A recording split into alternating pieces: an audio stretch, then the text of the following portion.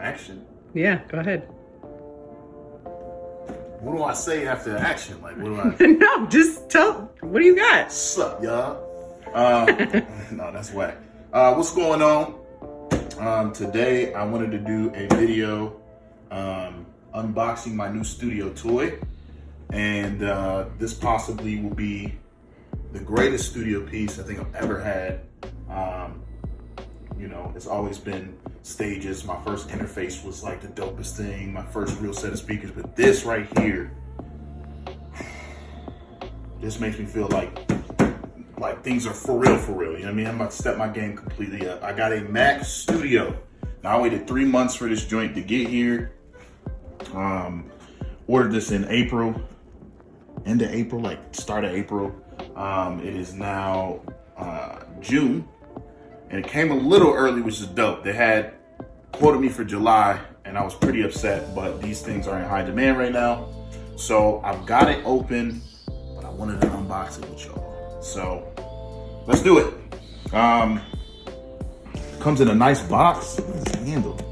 Nice little box. I've already ripped this open, but so we got the Mac Studio here. Let's open it up and see what is inside. Oh, this is dope. This is dope. What is this? Okay, let me see what we got going on in here. Okay, just a Mac Studio, just quick guide, looks like. I'm probably not gonna bother with this stuff. This is more sort of ports and warnings and all that good stuff, but always good to have if it's your first machine. What do we have? There's something in here. I can see that it's in there. All right, we'll come back to that. We'll circle back and see what that is. Oh, this is nice. Did I just open a little bit like that? This is crazy, bruh. What is going on? Okay. Well, we got the computer fresh out the paper. You know what I'm saying? Let's get it out of there, have a look.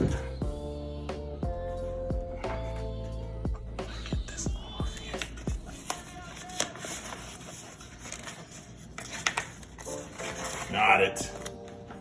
There she is, man. Oh, I'm sorry. Am I objectifying women? My fault. There it is. Look at this. Nice height. Right? I think this will be able to fit in the studio too. If you look, my old machine, turn around here. Old machine is over here. In comparison, height-wise. See that? It's like half of a finger, height-wise, right? And then you come back over here, you'll see the difference immediately. This thing's super tall, right? Crazy, but nice. SD card slots, charging ports on the front, data ports on the back, power cable. I like it. I'm excited. I'm hyped. Let's see what else you get in the box here. Yo, Apple, y'all gotta stop making all of this so like this is cute. But this is hard to get out of here, all of this stuff. Okay, so what we got? Oh, I like that. So the power cable comes braided with the braided cloth, and as a result, you'll notice with the braided cloth, it doesn't pigtail. So even though they had it wrapped up, you notice like some cables are super wrapped up and they stay that way. These braided cables are gonna be no memory to them, you know what I'm saying? No memory, and that's dope. What are you saying behind the camera? The details. Shut up, bro. This is why I asked you to do one thing and you whispering behind the camera. What are you talking about? Now, I think these open up. I think it's more stuff, but I gotta figure out how to get all of this open. How do I get all of this open? Nah, that's not it. See this arrow? Oh, I think this arrow just means like push it out. Okay, yeah, maybe that's just it, bruh. I do see some stuff behind. Oh, ain't nothing behind here. Okay. No, that's it. That's literally it, bruh. Well, that was unboxing, man. That was actually pretty quick. I didn't order any additional keyboards or mice for mine. I already got a bunch upstairs. I have 2 sets of mice and keyboards for my studio setup because I have my beat production station, which has those, which I'm temporarily using down here. And then I got another set of mice and keyboard set up at the main desk where I mix. So I'm gonna take this upstairs and I'm gonna run Migration Assistant. For those of you who don't know what that is, plenty of videos out, but when you get a new machine, you know, I've got hundreds of plugins, hundreds of apps that I use, you know, and you don't want to have to reinstall them one by one. You can use Migration Assistant to take your old computer and migrate everything over to the new machine. So I'm gonna do that next. I probably won't film that, but I will film the final result and probably just some exporting tests and see what it does. Thank you, Joey. Okay, so for the second part of the video, I know I mentioned just earlier that I was going to do some exporting tests, but every time I seem to watch videos on the Mac Studio, everyone is always doing some type of exporting test. And for me, I really wanted to see how it was going to handle workloads versus, you know, my old machine. I want to see how this new one was really going to handle, you know, loading up Contact for all the beat makers, or for, you know, my audio engineers loading up some of the more intense Waves plugins. So how does that really, you know, how's it going to handle that? And before I could even go test that, there were certain things that I noticed, and I'm going to share those things with you guys. And I think you guys will be kind of surprised at what we find out here. So I'm going to switch my camera here to my front cam. So this is a video I want to watch with you guys. It's a recording I did on my old machine. You'll notice, and I'm going to try to do this here without triggering this little top thing, but the important part is going to be near the top. Now you'll notice on my top bar, you'll see 29% right here. This is actually a memory cleaner. I use this thing to clear up memory, but also to monitor my memory, and it will clean it up automatically when things get too high. Really useful tool. And this is a CPU monitor here. So in this video, I'm going to go ahead and press play. You'll see the same thing is on my old computer. Now it's running about the same amount of memory usage. Granted, this has 16 gigabytes of memory. And you'll notice that the CPU is kind of working, just like you'll look above and see the 20 cores on mine. They're both just working while we sit here.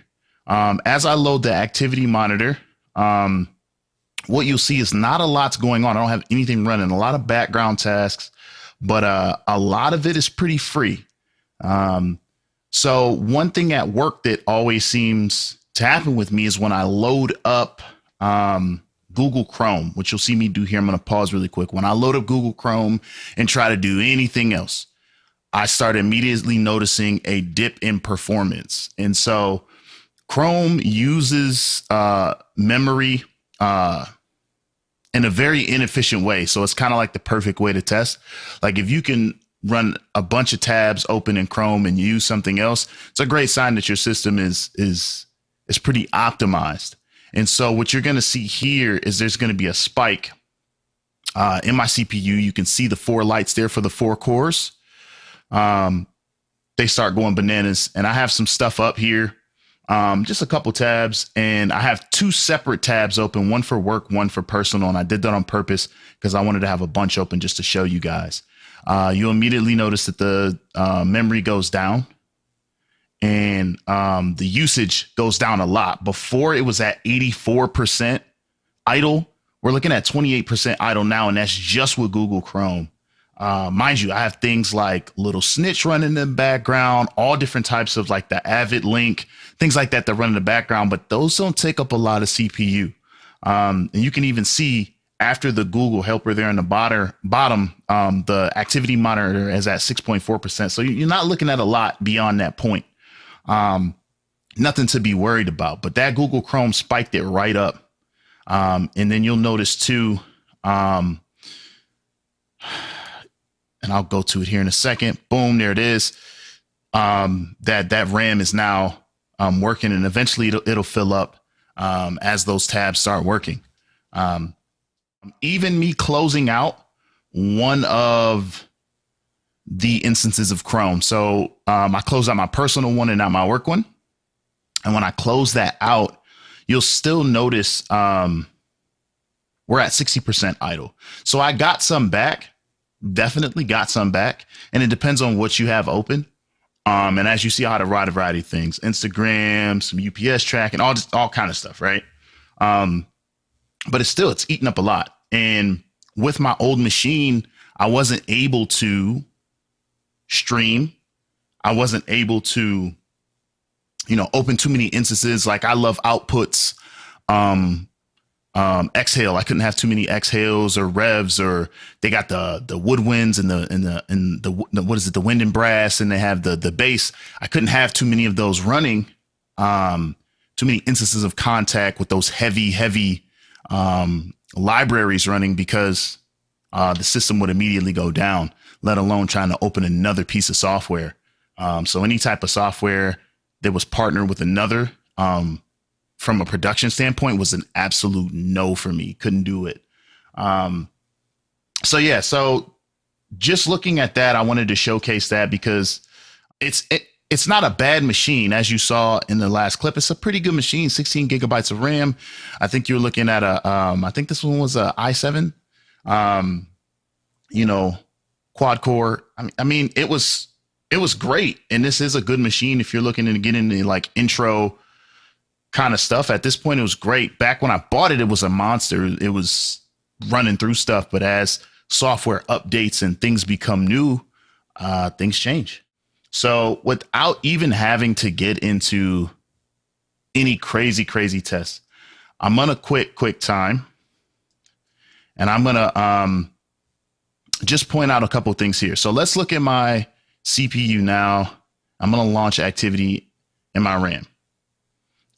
Before this video even started, I opened up a bunch of stuff, right?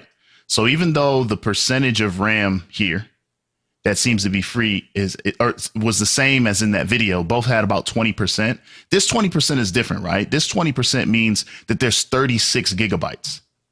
So that 20% is a way larger amount. And even now you're looking, I'm running OBS. It is cooking percentage wise, eating up everything.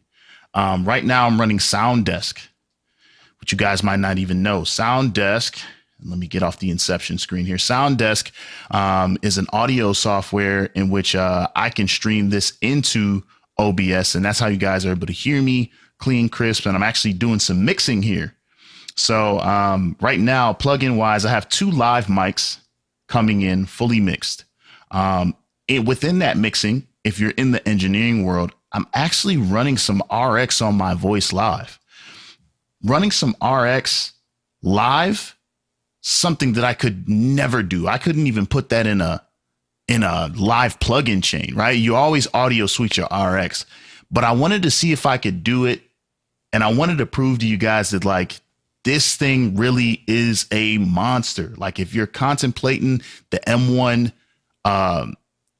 Mac Studios, I mean, just look at it, man. I'm running so much stuff right now. I have, of course, the background stuff. I'm even got Final Cut open right now because I'm actually currently cutting this video that you guys are watching. So when I say this thing makes a huge difference, having the 20 cores, and I'm sure the 10 cores would do just fine. I mean, you look at the monitor here, it's mostly green, so I'm sure even with 10 cores, you would be cooking way better than the 2014 Mac Mini specs, which again wasn't a bad machine. But we're looking at a lot more resources to work with. And now I can stream, whereas I couldn't stream it all on my last machine. I'm talking at all. It wasn't even possible. I tried and failed multiple times. I tried many different ways running just OBS and nothing else. And it failed miserably, which means if I had any type of technical difficulty or needed to Google something while I was streaming, I couldn't do that because it would literally destroy the stream. And I can only do about 720. And even then they had actually recommended that I go lower when using the auto configurator in OBS Studio, which helps you kind of set up your stream so you're at optimal power and that you're not pushing your system too much. It told me to go way lower. I think like 480 is what it told me I should go. So right now I'm running 1080p streams at 60 frames flawlessly. I did a stream the other day and I had Safari open with Twitch's creator dashboard open. And I had, again, SoundDesk was open and OBS was open.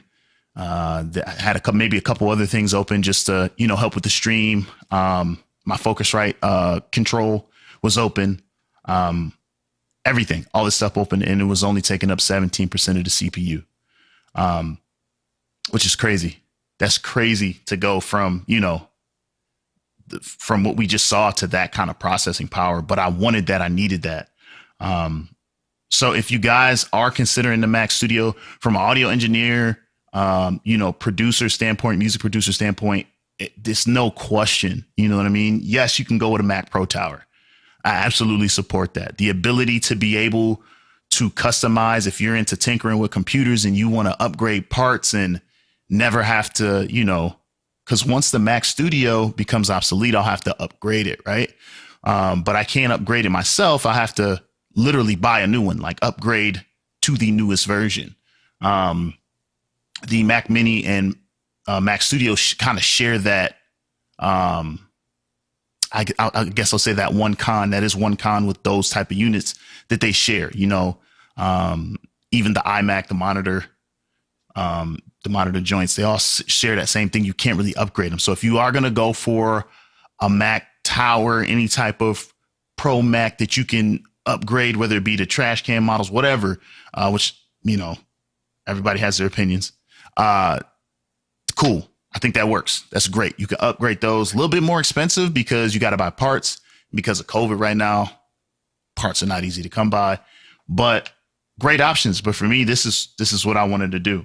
And again, you can see on the screen, I got a slew of plugins slew of software open. Nothing's happening. My system's not even flinching. So from here, if I really wanted to, I could open up Logic. Now, all of this would be impossible on this last machine. None of it would be possible. But I can open up Logic right now, even with all this stuff running. So we got a couple instances of Kontakt. You see we got like 6, 7, 8 instances of Kontakt. And normally with a beat like that, Logic has and Pro Tools now has it, but Logic has the freezing mechanic, which I take advantage of quite a bit. So I'm going to turn...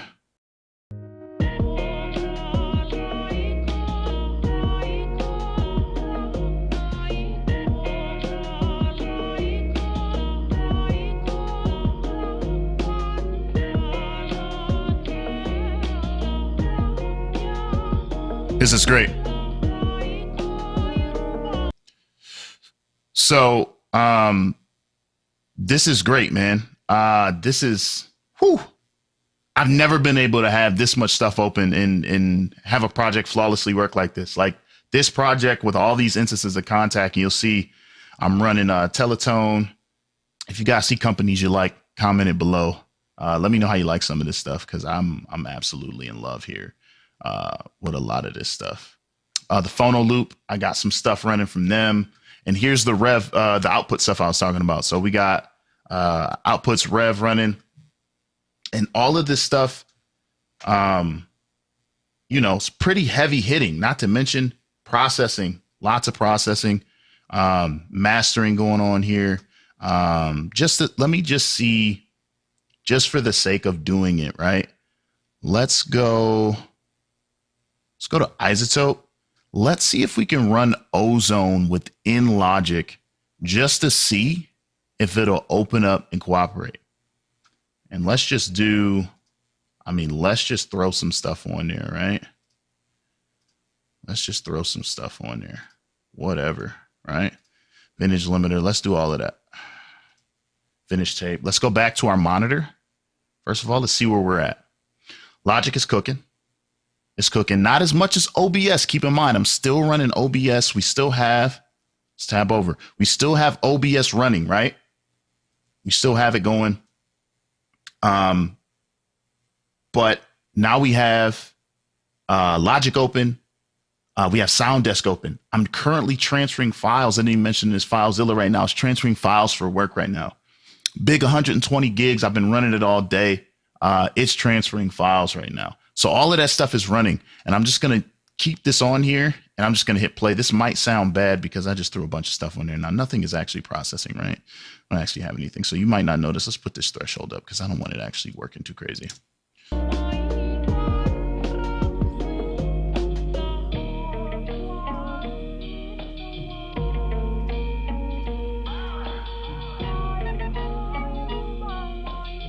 I'm going to move some of these up. I'm just going to keep opening instances of plugins.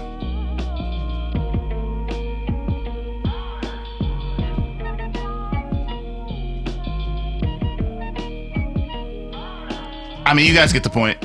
I mean, we're still in the green here. We're still in the green, even with doing all of that. Like this is, and we're still, again, still sitting at 20%. And right now, Google Chrome is actually open and working. And I've got some YouTube videos going here. I was watching that. I don't know if you guys seen it. The Noran Sisters drill remix. Nutty. Oh, no, we're not running ads. I'm not running ads. Get out of here, YouTube. But yeah, so I've got about 12 instances of plugins open, and this thing's still going. It's still cooking. Still good. Need I say more? These are the kind of tests that I like. I know they have benchmark tests. I know they have the super technical tests. But for me, benchmarking and doing all of those stress tests, it's not practical, right? It's just like, that's cool and all, but can it run Chrome in Logic Pro at the same time? Like if I have a client in here and I really need them to see what it is that I'm, like trying to pull up a reference mix, like, hey, I need this song to sound like this new Justin Bieber song. Can I pull up Justin Bieber in Chrome and not have Pro Tools shut down on me? Like that's really important. But to have all these instances of these plugins open, mind you. Now, keep in mind when they're open and the GUI interfaces are actually working, that's more processing. So to have all these plugins actually open and working, and also having Final Cut open, and also having, SoundDesk, OBS recording, this is what you need. If you have the money to get something like this, go for it. Don't even think about it. This is solid. Shout out to Apple. I don't shout out Apple much, but shout out to Apple for making this style of computer, this professional grade, but not quite the Mac Pro Towers. And to be honest, I was looking at some of the Pro Towers and wasn't really feeling the specs. I didn't feel like they could handle what I was trying to do, which is this. And I saw this and immediately knew it could. So it's great. I'm going to shut this down. Before I do, just take one more look at that activity monitor. We're cooking a little bit on the memory. What's great about this is you'll see the red memory. This app is really dope too if you guys are looking for a good app, the memory diag. And at this point, thank you guys for checking out the video. If you guys have any questions, comments, want to hear more about my experience, just like in any of the previous videos I have, let's talk it out in the comments. No right or wrongs here. Everybody has their own opinions. These are just mine. If you want to see more of a technical video from a technical person, there's plenty out there. Feel free to hit the YouTubes.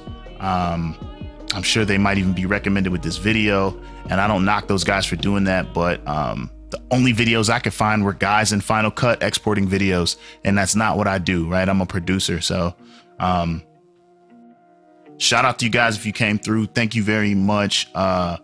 Please like, subscribe, share the video. And again, comment below if you guys got any suggestions, questions, comments. Let's talk it up. I'll see you guys on the next one.